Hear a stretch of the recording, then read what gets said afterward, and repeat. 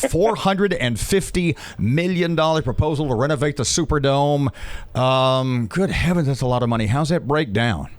It is a lot of money, Robert, but when you look at the total impact of what the Superdome does for the state every year, it's an economic impact of $585 million a year with a fiscal annual tax impact of close to $20 million.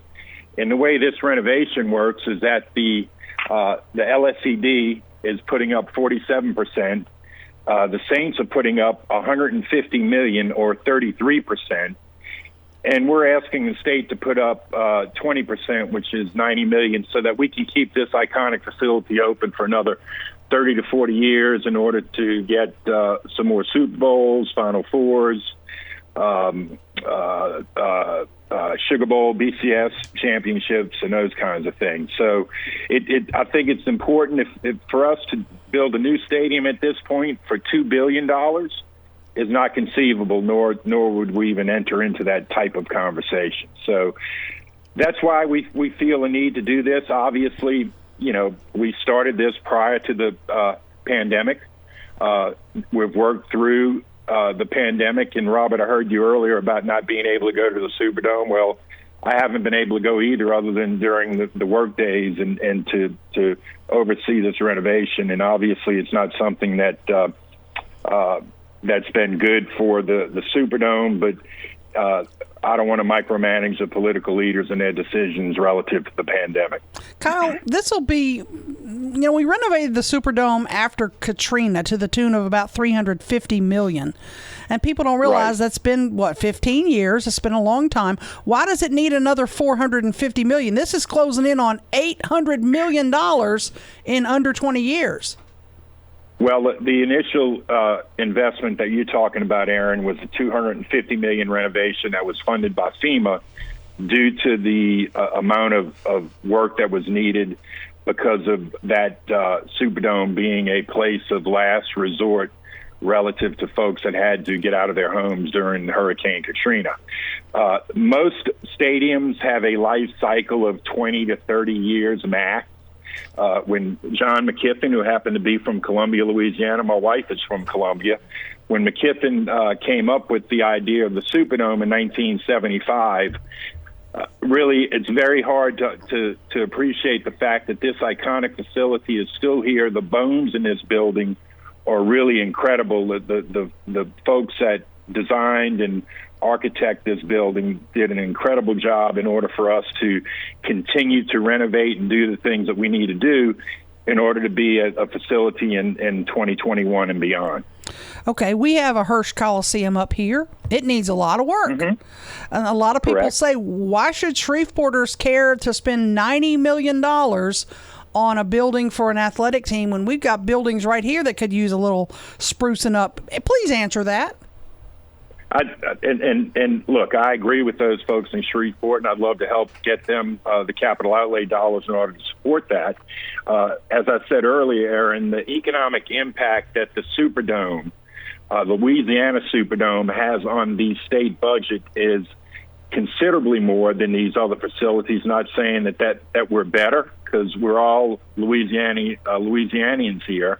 But at the end of the day, the amount of revenue that is generated from the dome, with folks coming to Louisiana, coming to New Orleans, staying in the hotels, motel taxes, restaurants, those kinds of things, clearly makes this the type of project that is something to reinvest in.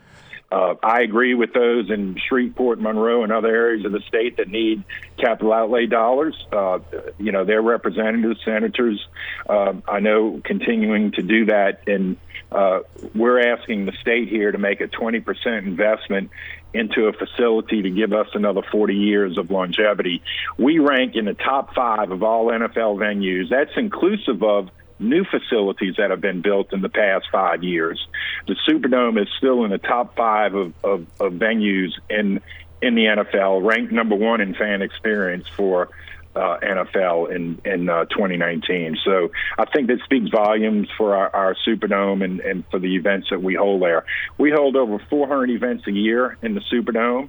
Obviously, we're a little upset this year that the high school championships couldn't be played in the Superdome. Students, I know, young men go to start working out in August, and their goal is to go to the Louisiana Superdome to play in the championship game. Hopefully that'll be back in 2021. You know, Mr. Kyle, you said you didn't want to necessarily get into the political aspects or micromanage political decisions. But you also said, well, 400 events a year. Well, not now, huh? Because of restrictions, because of the pandemic. Do you have any kind of assurance from New Orleans politicians, specifically the mayor, that down the line they're not going to be clinging to what they call the new normal and keeping restrictions on you guys?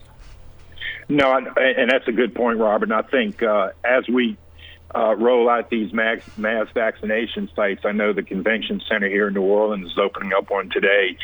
The more folks that get vaccinated for this COVID virus, the better opportunity we have to get around the corner on this and move forward. There is a light at the end of the tunnel. We've all lived it, breathed it. It's been a very difficult year for all of us. I understand that.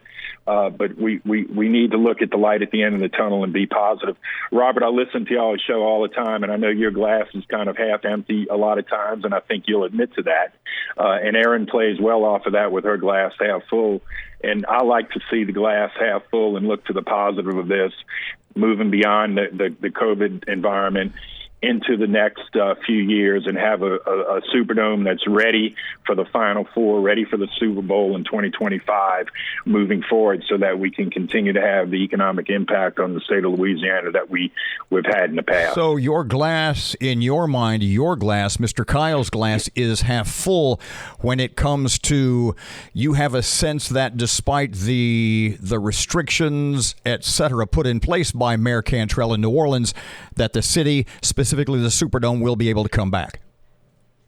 Yes, sir. I have a very clear indication of that, understanding. Look, Robert, we don't, the way the governor's managed this, I think, has been tremendous. There have been issues in and around New Orleans. That's kind of the hotbed of tourism in the state of Louisiana.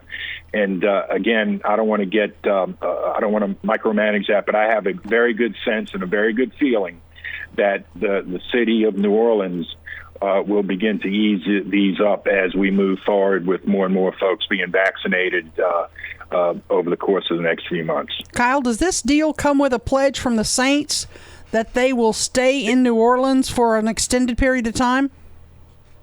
Aaron, that's a very good point. And that's also a part of why we're doing this, is to renew the Saints lease to keep them here for another 30 years.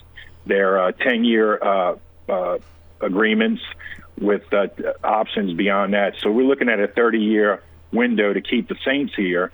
And obviously, I don't have to tell you all that the idea of getting another NFL franchise in New Orleans, and I'm not saying the Saints are leaving. Goodness knows that they have no plans to do that. They're investing $150 million in this building. But we don't want to lose an NFL franchise, because then we lose the ability to attract the Super Bowls and things like that.